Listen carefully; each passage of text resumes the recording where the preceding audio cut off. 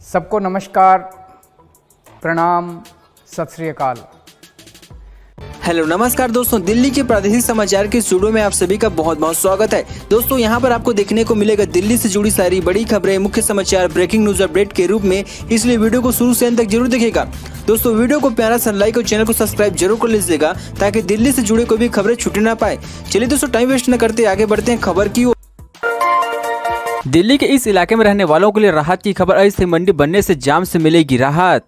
दिल्ली के टिकरापारा इलाके में सेब की अस्थायी मंडी बनाई जा रही है। इस मंडी से इलाके के लोगों को, साथ साथ व्यापारियों को, किसानों को फायदा होगा। दिल्ली के जाम के कारण किसानों की फसल घंटों मंडी के रास्ते में फंसने के कारण खराब हो जाती है, जिससे किसानों और व्यापारियों को नुकसान होता है। इस अस्थायी सेब मंडी से आजादपुर मंडी व उसके आसपास के क्षेत्रों में जाम की समस्या खत्म हो जाएगी। इसके बनने जाने से आजादपुर मंडी में आने वाले 300 से 400 ट्रक बाहरी दिल्ली में रुक जाएंगे। इससे न केवल यहाँ लगने वाले 5 से 6 घंटे का जाम खत्म हो जाएगा, बल्कि इससे होने वाले प्रदूषण से भी छुटकारा मिल जाएगा। प्रदूषण और जाम की समस्या को देखते हुए सेब के अस्थायी सेब मंडी बनाई जा रही है, जो नवंबर तक सेवाएं देगी। यहाँ मंडी 11,000 स्क्वायर फीट में तैयार हो रही है। इसके बनने के बाद दिल्ली एनसीआर के अलावा उत्तर भारत में आसानी से सेब की सप्लाई हो सकेगी। एनसीआर उत्तर भारत के लिए सेबों की सप्लाई के दौरान ट्रकों को दिल्ली में प्रवेश करने की जरूरत नहीं होगी, जिससे जाम से मुक्ति मिलेगी। दिल्ली में अब कहीं भी लग सकता है मोबाइल टावर, जान ले क्या है नियम। दिल्ली मोबाइल टावर लगवाना अब आसान हो सकता है, क्योंकि टावर लगवाने के नियमों में ढील दे दी गई है। दिल्ली मोबाइल टावर लगवाने के लिए एमसीडी ने साल 2022 में नई पॉलिसी बनाई थी। नई पॉलिसी के मुताबिक सभी जगहों पर मोबाइल टावर लगाने की छूट है, लेकिन इसके लिए मोबाइल टावर ऑपरेटर को दूरसंचार विभाग में रजिस्ट्रेशन करना होगा। इसके लिए दूरसंचार विभाग से रेडिएशन क्लियरेंस सर्टिफिकेट मिलने के बाद ही एमसीडी टावर लगाने का लाइसेंस जारी करती है।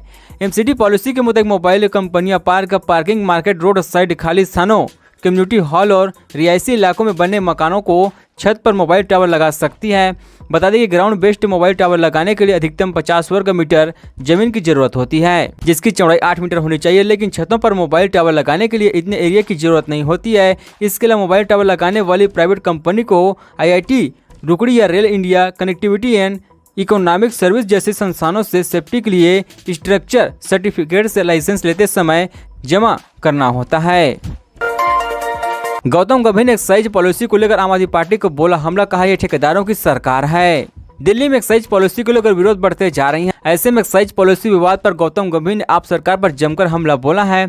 गंभीर ने कहा कि इनका नाम बदलकर आम आदमी पार्टी की जगह ठेकेदारों की सरकार, ठेकों की सरकार कर देना चाहिए। आगे उन्होंने कहा कि जब दिल्ली को ऑक्सीजन की कमी थी तो इन्होंने ठेकों पर लंबी लंबी लाइनें लगवा दी। वही सिंगापुर दौरे पर हुए विवाद को लेकर गौतम गंभीर ने कहा कि इतने बड़े आदमी नहीं है अरविंद केजरीवाल की उन्हें निशाना बनाए जा रहे हैं कि इसे दिल्ली संभाली नहीं गई, अब पंजाब क्या संभाला जाएगा।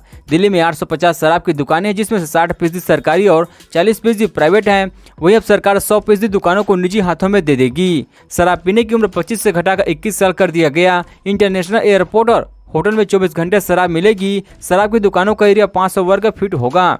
शराब की होम डिलीवरी भी हो सकती है। हालांकि दिल्ली सरकार कह चुकी है कि दिल्ली में नई शराब की दुकानें नहीं खुलेगी, लेकिन बीजेपी इस बात पर सरकार को घेर कर विरोध कर रही है। बीजेपी का कहना है कि सरकार युवाओं को शराब पीने के लिए प्रोत्साहित कर रही है।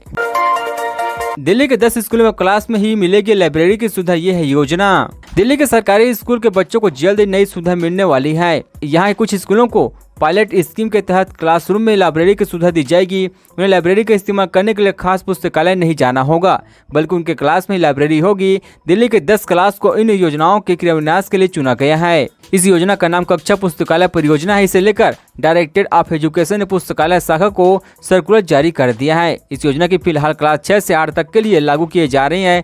इसका एम यह है कि इन कक्षाओं में पढ़ाई को लेकर इंटरेस्टिंग और गुणवत्तापूर्ण बनाई जा सके। लाइब्रेरी क्लास में होने वाले बच्चों की ओर रुझान बढ़ेगा और वे विषय पर गहरी से गहरी जानकारी एकत्र कर पाएंगे। इसके माध्यम से छात्राओं में रीडिंग हैबिट डालने की कोशिश की जाएगी।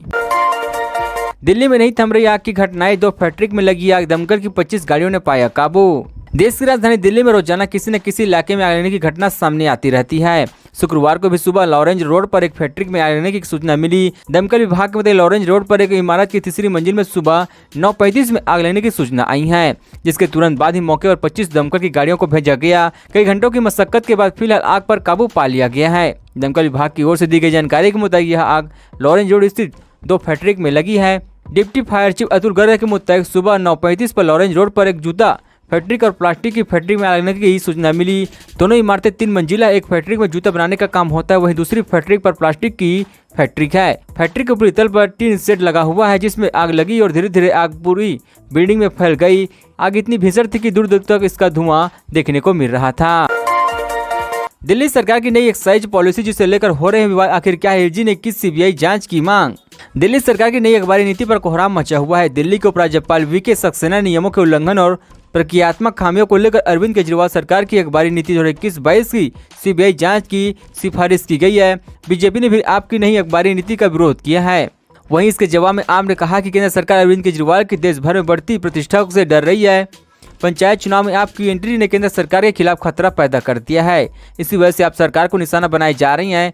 आप नेता सौरभ भारद्वाज ने कहा कि पंजाब में हमारी जीत से केंद्र की बीजेपी सरकार डर गई है और आने वाले दिनों में हमसे कई तरह की पूछताछ भी शुरू हो जाएगी। उन्होंने कहा कि 2016 जैसी स्थिति फिर से लौट सकती है। हमें रोकने के लिए सीबीआई, इनकम टैक्स और ईडी को हमारे पीछे लगाए जा सकते हैं। दरअसल दिल्ली को उपराज्यपाल का कहना है कि नई अखबारी नीति के तहत टेंडर में जानबूझकर क्रियागत खामियां छोड़ी गई ताकि लाइसेंसधारियों को अनुमति फायदा पहुंच सके। नई अखबारी नीति में 32 जोन्स में 849 दुकानों के रिलेटेड लाइसेंस जारी किए गए थे। इस बार भी लड़कियों के नाम रहा, नतीजा तन्या सिंह और युवाक्षी बिंग बनी टॉपर। आखिर बार कई दिनों के इंतजार के बाद शुक्रवार सुबह सीबीएसई 12वीं के नतीजे जारी कर दिए गए हैं। इस बार की 12वीं के नतीजे में लड़कियों ने बाजी मारी है और 94.54% छात्राएं पास हुई है। इतना ही नहीं, ऑल ओवर इंडिया 12वीं के सीबीएसई रिजल्ट में टॉप करने वाले भी, जिसमें उत्तर प्रदेश के बुलंदशहर के तन्या सिंह और नोएडा की युवाक्षी विंग ने सीबीएसई 12वीं बोर्ड के नतीजे में ऑल ओवर इंडिया टॉप किया है। नोएडा से युवाक्षी विंग और बुलंदशहर से तन्या सिंह ने 500 में से 500 अंक हासिल किए। सीबीएसई 12वीं की परीक्षा देने वाली दोनों छात्राएं पहले स्थान पर आई है। इसके अलावा कानपुर की ज्योत्सना ने सीबीएसई 12वीं के नतीजे में 99.4% अंक हासिल किए हैं। इसके अलावा लखनऊ की आशिका ने 99% अंक आए हैं। कुल मिलाकर इस बार सीबीएसई रिजल्ट 2022 में लड़कियों का बोलबाला रहा। हर बार की तरह इस बार भी सीबीएसई 12वीं के नतीजे में लड़कियों ने अच्छा प्रदर्शन किया। न केवल ऑल पॉलिसिंग परसेंट बल्कि टॉप रैंक में भी छात्राएं नंबर 1 पर बनी हुई है। मनीष सिसोदिया को फंसाने की साजिश, अखबारी नीति पर सीबीआई जांच की सिफारिश पर बोले अरविंद केजरीवाल। दिल्ली सरकार की अखबारी नीति को लेकर सीएम अरविंद केजरीवाल और उपराज्यपाल विनय कुमार सक्सेना आमने सामने आ चुके हैं। उपराज्यपाल ने इसको लेकर सीबीआई जांच की सिफारिश कर दी है। इसके दिल्ली सरकार में शिक्षा अखबारी मंत्री मनीष सिसोदिया भी घेरे में आ चुके हैं। इसी पर दिल्ली के सीएम अरविंद केजरीवाल ने प्रेस कॉन्फ्रेंस कर केंद्र सरकार पर जमकर निशाना साधा है। उन्होंने कहा कि मनीष सिसोदिया के खिलाफ सीबीआई जांच की सिफारिश की गई और अब उनको भी गिरफ्तार करने वाले हैं।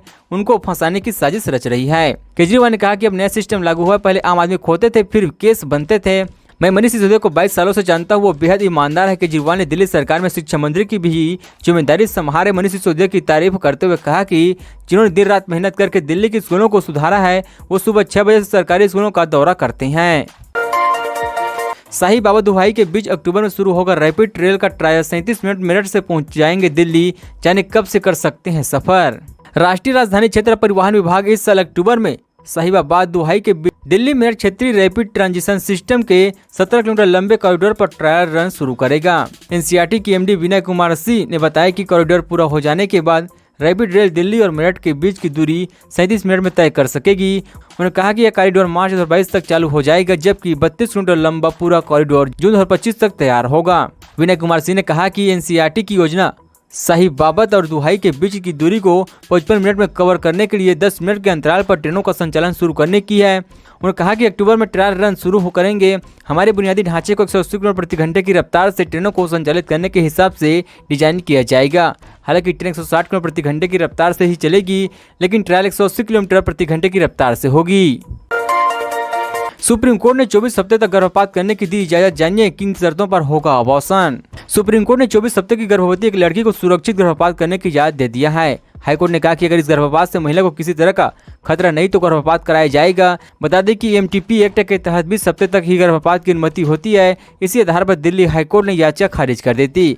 महिला सहमति से बनाए गए संबंध के चलते गर्भवती हो गई थी। कोर्ट ने कहा कि medical termination of pregnancy act में बदलाव किया गया है। केंद्र सरकार ने अक्टूबर 2021 में कानून में बदलाव करते हुए गर्भपात के कुछ शर्तों के साथ गर्भपात का 20 हफ्ते से बढ़ाकर 24 हफ्ते कर दी गई है। इस बदलाव में रेप विक्टिम से लेकर शादी का स्टेटस बदलने जाने का प्रेगनेंसी टर्मिनेशन का समय 24 हफ्ते कर दिया गया है। रेप या सेक्सुअल असॉल्ट की विक्टिम को या किसी नजदीकी रिश्तेदार के कारण महिला एक्टिवाइज हो जाती है तो किसी नाबालिग लड़की की प्रेगनेंसी के मामले में टर्मिनेशन 24 हफ्ते तक है। अगर कोई महिला प्रेग्नेंट है और वह उसी समय विधवा हो जाती है या उसका तलाक हो जाता है तो उसे उसका मैरिटल स्टेटस बदल जाता है तो 24 हफ्ते तक गर्भपात हो सकता है। केरल में मंकी पॉक्स के तीसरे मामले की पुष्टि, यूएई से लौटा था शख्स, निगरानी में पूरा परिवार। इस बात की जानकारी राज्य के स्वास्थ्य मंत्री वीना जर्ज ने दिया है। उन्होंने बताया कि संक्रमित शख्स 16 जुलाई को यूएई से मल्लुमपुरा आया हुआ था। उसे बुखार की शिकायत के बाद भर्ती कराया गया था, जहां उसमें मंकी पॉक्स से संक्रमण के लक्षण दिखने लगे। लिहाजा मरीज के परिवार उसके संपर्क में आने वाले लोग भी निगरानी पर रखी जा रही है। इस केस के साथ ही राज्य में अब तक तीसरे मामले की पुष्टि हो चुकी है। भारत में मंकी पॉक्स का पहला मामला 14 जुलाई को सामने आया था। संयुक्त अरब अमीरात से लौटे एक 35 साल के शख्स में मंकी पॉक्स होने की पुष्टि हुई है। उसके बाद एक उच्च स्तरीय केंद्रीय टीम केरल भेजी गई थी। इस टीम को स्वास्थ्य उपायों को लागू करने के लिए राज्य के अधिकारी की मदद करने की जिम्मेदारी दी गई थी। केरल सरकार ने तुरंत कदम उठाते हुए 14 जिलों में अलर्ट जारी कर दिया था। इसके साथ ही राज्य के चारों हवाई अड्डे पर हेल्प डेस्क बना दी गई है। दोस्तों, खबरों का सिलसिला बस यहीं तक। दोस्तों, वीडियो जानकारी आपको अच्छी लगा वीडियो को प्यारा सा लाइक कीजिए। दोस्तों, आप दिल्ली निवासी हमारे चैनल को सब्सक्राइब करते हैं। दिल्ली जुड़ी सारी बड़ी खबरें से मिलते रहे। चलिए दोस्तों, अगली वीडियो में मिलते हैं। जय हिंद, जय भारत।